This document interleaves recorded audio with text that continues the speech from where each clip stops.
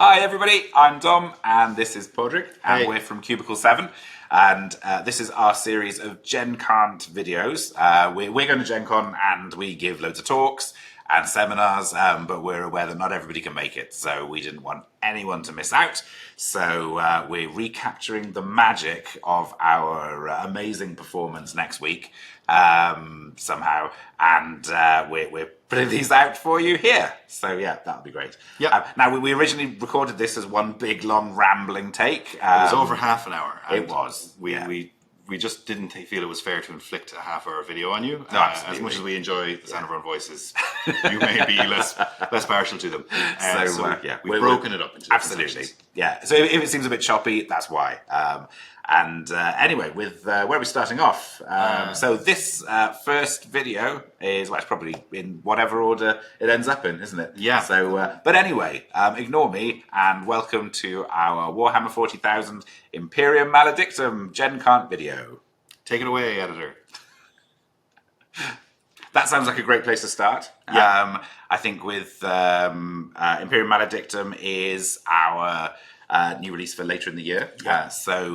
The PDF's out there in the wild, and the books are being printed as we speak. So they'll be shortly getting on a boat and floating. I think that's the word, across the oceans to where they need to be. Yeah, sailing, I hope. But it's a little more than just floating They just here. give them a push, don't Yeah, they? yeah. But it'll be on its way soon, so we're very excited for that. So it will be in stores this year, which is fantastic. Yeah, We really can't can't wait. wait to Yeah. get your hands on it. Because we've seen the For me to get my hands on it, we haven't actually, at this point we haven't had our off the top. No, copies not off yet, the top. so, We got some. The sample of the collector's edition was very good though, but it's blank on the inside, which is hugely disappointing after you open it. So Pádraig still cried at its beauty, so we had to put it out of the room so I could get through this video. But yeah, very pleased with that, and we can't wait for everyone to get their hands on it. If you don't know what Imperium Maledictum is, it's our grim and treacherous role-playing game set in the Imperium of man in the grim darkness of the far future. So it's a D100 system. It's if you're familiar with our Wrath and Glory game, whereas that's more like sort of like high action and epic action. We'll talk a bit about Wrath and Glory later on. Imperium Maledictum is more of a game of sort of intrigue and subtlety and investigation, and like very fast, brutal combat potentially. And if you can avoid that, it's all the better. And we've got some cool systems in there for sort of like influence and intrigue and how that all works together. So it's a really lovely investigative role-playing game that we know people are enjoying already, and we think once you get your hands on it, you'll enjoy it even more. Yep, definitely. Yep. But we're not stopping at a core rulebook, though, are we? Well, no. I think the one of the ways that we set up Imperium Maledictum is that we wanted to do a rule book that covers you for as much of the broad scope of gaming in the Warhammer 40,000 universe as possible, and then we're going back with deep dives into particular factions. Now that's particularly important, I think, with one of the ways that we set up Imperium Maledictum. So the obviously the Imperium is vast, and everybody has their allotted place within the machinery of the Imperium. So the one of the questions that we sort of like posed ourselves was, how would people become embroiled in a lot of these sort of larger plots, and how they'd be able to move around. How would they become protagonists? Exactly, basically. That's a much better way of putting it. As opposed to just cogs in the machine. Yeah. So yeah, one of the big features that we came up with was the idea of a patron system, where in session 0, all the players, including the GM, get together. You build your patron, and your patron's from one of these specific factions. So in the core rulebook, I think we give 8 or 9 factions, including infractionists. So they could be Adeptus Mechanicus, the Inquisition, the Astra Militarum. So we give you a lot of different ways to play from the get-go. But that patron sort of like grounds you in the Imperium. And because you've created them, you sort of have a bit of an input into the sort of game that you would like to play at the table as well. So it's actually a great sort of session 0 experience to come together, make your patron, make your characters, and see how they all tie together. And they're one of the power brokers in the Macarian sector that have plucked you out of your place in the Imperial machinery. They've noticed something about you, or you've come to their attention in some way. So you just look particularly expendable. That's often just the case. Put him off the line. Wrong place, wrong time. So that patron gathers you into their into their operation, and then they will deploy you alongside your fellow. Highly expendable to Highly naval assets as expendable, well. yeah, absolutely. So a lot of the missions and the games that you'll be involved with are fulfilling some objective of that patron. So they are sending you somewhere to look into something that they want looked into, but don't want to be seen to be looking into it. Yeah, and I suppose part of that then is you're highly sort of independent in how you go about fulfilling that. So you're often dispatched on things where they can't overly support you and equally can't overly get in the way. But part of the fun of the patron as well is when you're building them, you can choose these boons and liabilities. Yeah. So boons are like benefits they can give you. So like they have access to particularly good armory or Bolt guns. Yeah, but yeah, that was good. Yeah, we enjoyed the bolt guns. Bolt guns are good. Flamers also good. Yeah. But they might also have access to unique contacts, or they've got a lot of influence with the Adeptus Mechanicus, or they're very good at faking identity, so you can all show up. A range of stuff that's more subtle than bolt guns. Yeah, exactly. That's there too. But they also have liabilities, and for every additional boon you choose your character creation, they get a liability as well. And liabilities they have enemies, and your patron's enemies, of course, are now your enemies too. And they can be involved in all sorts of intrigues. They could be minorly heretical themselves. There's loads going on, so it's really fun to build that, and then you kind of have to deal with all that as well. And there's a lot of fun to be had in figuring out what liabilities your patron has as they become extremely relevant to your life. Oh yeah. So yeah, it's a lot of fun. But the faction experience is really sort of core to that. Yeah. And if you haven't got one of our core rulebooks before, what you'll find is they're absolutely packed. So you can play tons of games with just the core rulebook.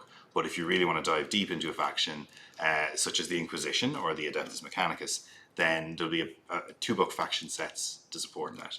And the first of which will be Inquisition. Yeah. Hooray. Yeah. I mean, I love the setup that we've done for these. I suppose I'm biased, but I think it's really nice to kind of like taking those deep dives away from like a rule book has meant that we've just got so much more space to explore the faction. Both from a player's perspective, where if you're there's lots of additional options for creating your Inquisition characters, but then also on the patron and on the faction side as well, being able to really get into some of the plots and conspiracies and things that are going on that affects that faction in the Macarian sector. So there's lots of sort of multi-layered plots and wheels within wheels, and it'll all be at the GM's fingertips. Yeah, there's tons in there. So we're really, really excited about that one. And yeah, again, big 2-book sets, so tons of information.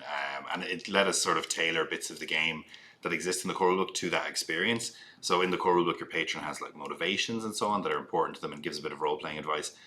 But your Inquisition patrons made from the Inquisition book don't have motivations so much as they have philosophies. So if you're familiar with the sort of these bodies of thought that drive Inquisitors, like are they Amaltheans, are they adherents to the ideas of Polysarcana, which is that like humanity needs to ascend to this like true state of being mostly psychers to survive.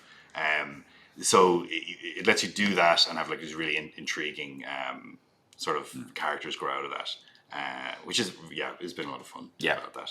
It's been so much fun that we can't wait to get into the Mechanicus, rather. Yeah, exactly. I don't think the Mechanicus have had... Yes, because I mean, I think there's so much fodder there in the Mechanicus that's going to be absolutely amazing to delve into, like exactly what sort of creepy, horrible, half-human, augmetic monstrosity it is you are or you serve. And, there's so much in terms of like digging up old archaeotech, getting involved in some of like the interfactional stuff inside the Imperium, dealing with other things. And I love that the Mechanicus are particularly interesting because they're not like they're part of the Imperium and have been for a long time, but they're not like not in the way the Navis Imperialis are. They have a millennia-old agreement with the Imperium to serve them, so they have an awful lot of independence as well, and that can be interesting. When you get to things like night houses and so on, it's just that's going to be a fun time as well.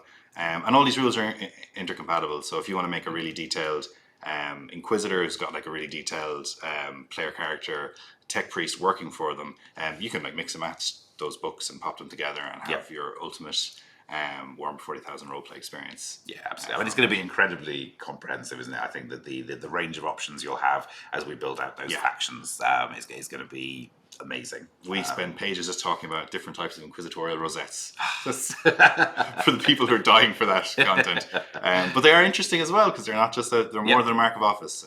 Absolutely. Yeah. So loads in there. And I suppose we talked about faction books for a while. We actually skipped the next thing out, which is the starter set.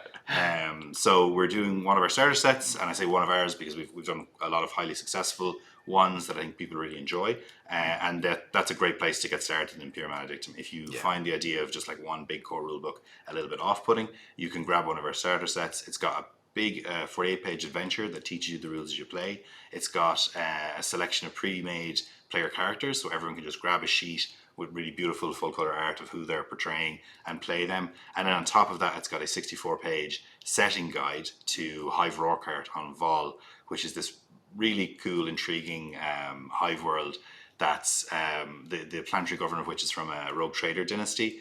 So they're very sort of mercantile focused, but so much so that their world has like all these cracks that people fall into all the time, and the player characters can like delve down into to see what's going on down there.